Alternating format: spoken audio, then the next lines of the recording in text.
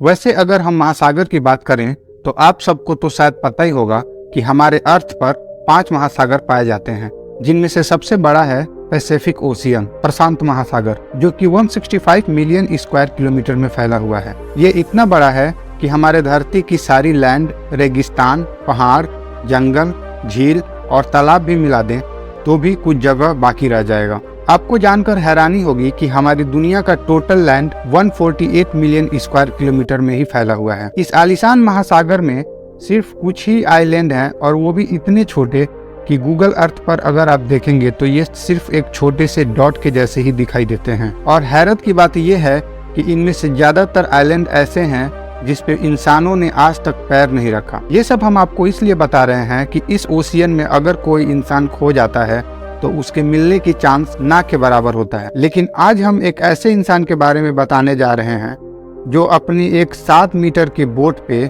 इस ओशियन में खो जाता है, और वो भी 10, 20 या 30 दिनों के लिए नहीं, पूरे 438 दिनों के लिए। और वो वापस 438 दिन के बाद ही धरती पे कदम रखता है। लेकिन आखिर ये 14 महीने तक इस खौफनाक और डरावने समुद्र में अकेले कैसे जिंदा रहा? ये एक रियल स्टोरी है और इस कहानी को सुनने के बाद आपके रोंगटे खड़े हो जाएंगे। मैं हूँ यश और आपका स्वागत है आपके अपने YouTube channel the knowledge zone में। ये कहानी है जॉयस सिल्वाडोर की, जो एक बहुत ही अच्छा मछुआरा था। वो मेक्सिको के एक गाँव में रहता था।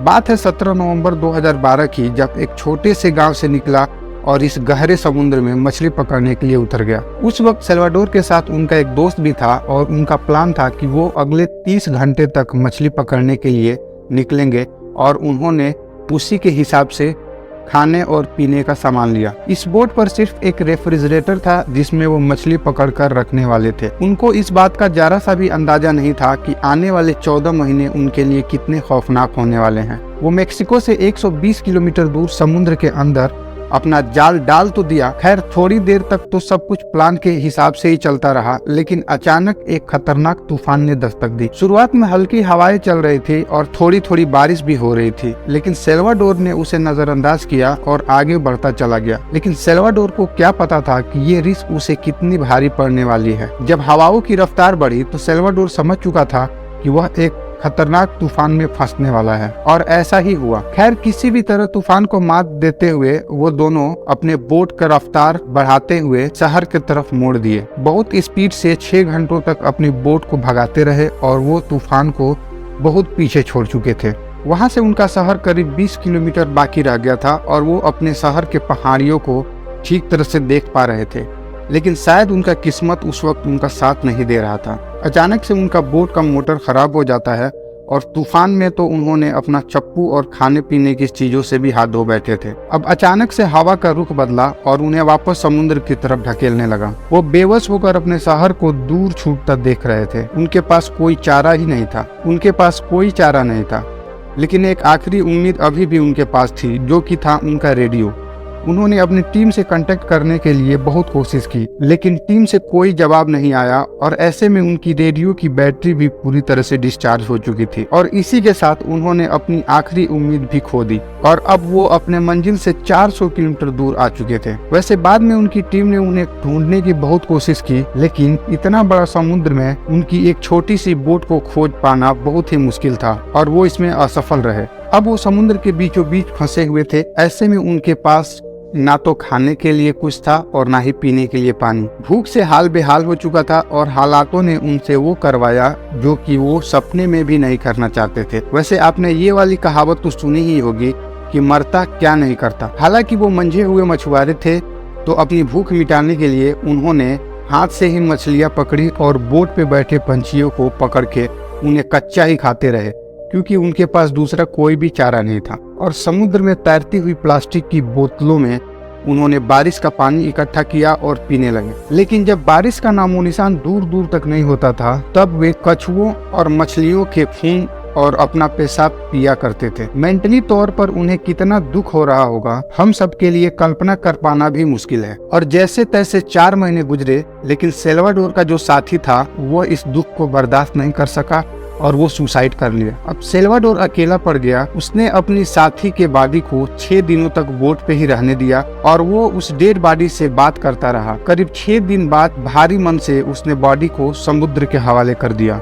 अब उसके साथ में बात करने के लिए कोई भी नहीं था और वो अकेले ही इस संघर्ष का हिस्सा था। एक एक दिन काटना मुश्किल हो रहा था, करने के लिए कोई भी काम नहीं था। एक ही जगह बैठे बैठे उससे एल्यूजन भी होने लगा था। रात में वो आसमान को देखता और सोचता, काश यहाँ कोई आ जाए और मुझे यहाँ से निकाल के लेके जाए, लेकिन यहाँ कोई कैसे ही आ सकता था।